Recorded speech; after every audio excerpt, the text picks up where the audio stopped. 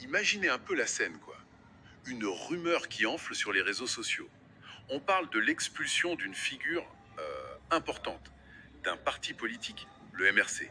Oui, Puis, l'info fuite. Mais là, c'est présenté comme une décision déjà prise. Et le pire, c'est que la source serait quelqu'un de la direction. du sommet de la pyramide. Exactement. On s'attend à une confirmation, et là, non. Le président par intérim, Mamadou Mota, il sort du silence avec un communiqué officiel pour dire que rien n'est décidé. C'est un démenti qui en dit beaucoup plus que ce qu'il nie. C'est exactement ça. Il expose une crise en pleine lumière. Notre source, c'est donc ce communiqué. Avertissement du MRC contre la fuite d'informations. C'est court, une page à peine. Mais c'est une mine d'or. Complètement. On va donc plonger dedans pour essayer de comprendre ce qui se joue en coulisses. On va décortiquer la stratégie de com, les luttes de pouvoir et cette tension incroyable entre le discours officiel et la guerre d'infos en interne. C'est une plongée dans une crise politique en temps réel. Allez, on commence. Le document nous donne le contexte. Tout part de cette rumeur sur un certain docteur Okala Ebodé. Une rumeur d'expulsion qui courait apparemment depuis 5 jours. Mais ça s'emballe quand une prétendue décision est partagée partout. Là, ça devient viral. Ce n'est plus un on dit, c'est présenté comme un fait accompli. C'est ça. Et le communiqué, dès le début, il nous donne une information, mais capitale. Il précise que cette fuite viendrait d'un membre du directoire national. Ah oui, Et là, il faut bien saisir la portée du truc, quoi.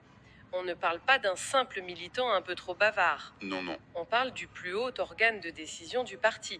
C'est le conseil d'administration, si vous voulez. La salle des machines. Mais est-ce qu'on est sûr que c'est intentionnel, malveillant? Ça pourrait être une simple gaffe, non?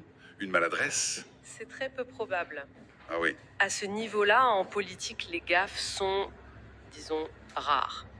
Une fuite, c'est presque toujours une arme. d'accord. En sortant cette information, la personne qui l'a fait, elle cherche à atteindre un objectif. Peut-être forcer la main de la direction, rendre l'expulsion inévitable en la présentant comme déjà actée, Ou l'inverse. ou l'inverse exactement. Créer un tel bazar que la direction serait obligée de faire marche arrière pour ne pas avoir l'air divisée. Dans tous les cas, c'est un acte politique. C'est ça. On divise l'espace public comme un champ de bataille interne. D'accord. Et face à ça, donc la direction réagit. Mamadou Mota publie ce fameux démenti. Il dit, et là je lis la phrase exacte, je puis affirmer qu'à date, aucune décision concernant l'expulsion du camarade Okala Ebodé n'a été prise. Bon, voilà, c'est clair. Démenti formel. L'affaire est close, non? Ah non, pas si vite. C'est là que ça devient passionnant. Ah bon? Le diable est dans les détails. Et ici, le détail, ce sont 2 mots. À date. À date. Ah oui, bien vu. Exactement. Il ne dit pas l'expulsion n'est pas et ne sera jamais à l'ordre du jour. Non. Il ne dit pas non plus cette rumeur est complètement fausse. Il dit juste qu'aujourd'hui, au moment où il parle, la décision formelle n'a pas été signée. C'est une précaution sémantique énorme que l'expulsion soit sur la table. Non, pas du tout. Mais seulement le timing. Il dit vous allez trop vite, ce n'est pas encore officiel. C'est précisément ça. Et c'est un acte politique très, très calculé. D'un côté, il essaye de reprendre le contrôle du récit, du calendrier. Il dit aux militants, calmez-vous, ne réagissez pas à des fuites, c'est nous qui pilotons. Et de l'autre? De l'autre, il envoie un message très clair en interne aux factions, ce n'est pas vous, avec vos fuites, qui allez dicter notre agenda. La décision, si elle est prise, le sera selon nos termes. Voilà, c'est une tentative de réaffirmer son autorité qui est clairement bafouée. Et pendant ce temps, le pauvre docteur Okela Ebodé, lui, il est au milieu de tout ça. Ah bah lui. Il doit lire ce communiqué en se disant « Ok, donc je ne suis pas viré. Aujourd'hui, ça doit être d'un inconfort. » C'est le pion sur l'échiquier. Son cas personnel devient le symptôme d'une lutte de pouvoir qui le dépasse complètement. Le communiqué parle de lui, mais il ne s'adresse pas vraiment à lui. Il s'adresse à ceux qui se font la guerre en interne. C'est ça. Et l'ironie, c'est que ce communiqué qui se plaint du désordre, il est la preuve la plus éclatante de ce même désordre. Et ça m'amène à un autre point clé du texte. Mota écrit que le problème a un caractère récurrent. Oui, ça c'est important. On comprend donc que ce n'est pas un accident. Ce n'est pas la première fois. L'affaire Okala Ebod, c'est juste le dernier épisode d'une série. Il admet que le parti souffre d'une hémorragie d'informations. C'est un problème structurel en fait. Absolument. Et ça mine complètement la confiance en interne. Et surtout, l'autorité de la direction. Comment on peut diriger un parti si chaque débat, chaque décision peut se retrouver sur la place publique avant même d'être finalisée? C'est juste impossible. Impossible. Ça soulève une question qui va bien au-delà de ce parti d'ailleurs.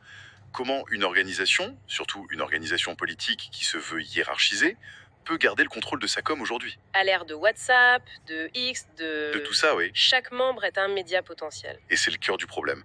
On assiste à un choc des cultures. Le problème est moderne, décentralisé, viral. Et la réponse du parti? Un communiqué de presse. Un communiqué de presse. C'est l'outil le plus traditionnel, le plus vertical qui soit. C'est la direction, d'en haut, qui essaye de remettre de l'ordre. C'est un peu comme essayer d'arrêter une inondation avec un tout petit seau. D'ailleurs, la solution qu'il propose dans le texte, ça confirme cette approche très vieille école. Tout à fait. Mouta rappelle qu'il n'y a que 3 canaux officiels. Le président, le secrétaire général et le secrétariat à la communication. En gros, il dit « voici les robinets officiels Et tout ce qui ne coule pas de là, c'est de l'eau sale, n'en dévie pas. ». C'est exactement l'idée. C'est une stratégie classique de verrouillage. L'objectif est double. D'abord, bien sûr, contrôler le message qui sort, mais surtout, et c'est peut-être le plus important, Oui. c'est de délégitimer par avance toute autre source. C'est une façon de dire aux militants, aux journalistes, si ça ne vient pas d'un de ces 3 points, ne perdez même pas votre temps. C'est une fake news ou une manipulation. Voilà. Mais ça me paraît un peu naïf comme stratégie aujourd'hui. Dès qu'une organisation dit « n'écoutez que nous », le premier réflexe, c'est justement de se méfier, non? C'est tout le paradoxe. Ça peut même avoir l'effet inverse et donner plus de poids aux fuites. Vous mettez le doigt dessus. Cette stratégie ne peut fonctionner que si l'organisation est parfaitement disciplinée. Or, tout le communiqué nous prouve le contraire. Ah oui, c'est vrai. Le problème, c'est que la fuite ne vient pas d'un militant lambda, on le répète, mais d'un membre du directoire. Donc, la direction essaie de colmater une brèche en bas du navire. Alors que l'eau entre par le pont des officiers. C'est exactement ça. Comment peut-on dire n'écouter que la direction quand c'est un membre de la direction qui est la source de la fuite? C'est une contradiction totale. Donc, si on résume leur réponse, c'est un mélange assez intéressant. D'un côté, la manière forte, la menace. Mota est très clair, il écrit qu'il prendra des sanctions sévères. C'est le bâton. Le bâton, le carton rouge brandi en public pour dire « le prochain qui parle, c'est la porte ». Mais ce n'est pas tout. Juste après, il change complètement de ton. Il lance un appel à la maturité et au sens de la responsabilité de tous et de toutes. On passe de la menace à l'appel à la raison, presque à la supplication. Il ne s'adresse plus seulement aux fauteurs de troubles, mais à tout le monde. C'est la carotte. Ce double discours est fascinant parce qu'il révèle les différents publics que le communiqué essaye de toucher en même temps.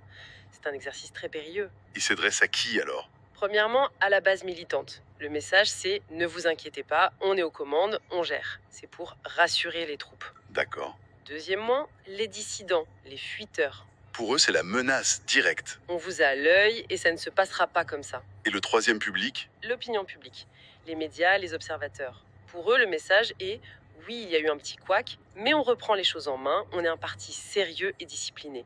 Il essaye de sauver l'image publique du parti. Qui est en train d'être sérieusement écorné. Exactement. Le problème, c'est qu'en essayant de parler à tout le monde, on risque de n'être vraiment convaincant pour personne. Et puis, une menace publique comme ça, est-ce que ça marche vraiment? Est-ce que ce n'est pas contre-productif? C'est un risque énorme. J'ai l'impression que ça pourrait même radicaliser les opposants internes. Ils se disent « Ok, non seulement ils veulent nous faire taire, mais en plus ils nous menacent en public. » Ça peut les inciter à être encore plus malins, plus discrets la prochaine fois. Et surtout, en politique, laver son linge sale en public, c'est souvent un signe de désespoir. Un aveu de faiblesse. Un aveu que les canaux de discussion interne ne fonctionnent plus. Si le président par intérim est obligé d'utiliser un communiqué pour menacer ses propres dirigeants, c'est que le dialogue est probablement rompu en coulisses. Ça peut transformer un conflit interne en guerre de tranchées. C'est exactement le risque. En fait, plus on en parle, plus je me dis que le simple fait d'avoir eu besoin de publier ce texte, c'est déjà une sorte de défaite, non?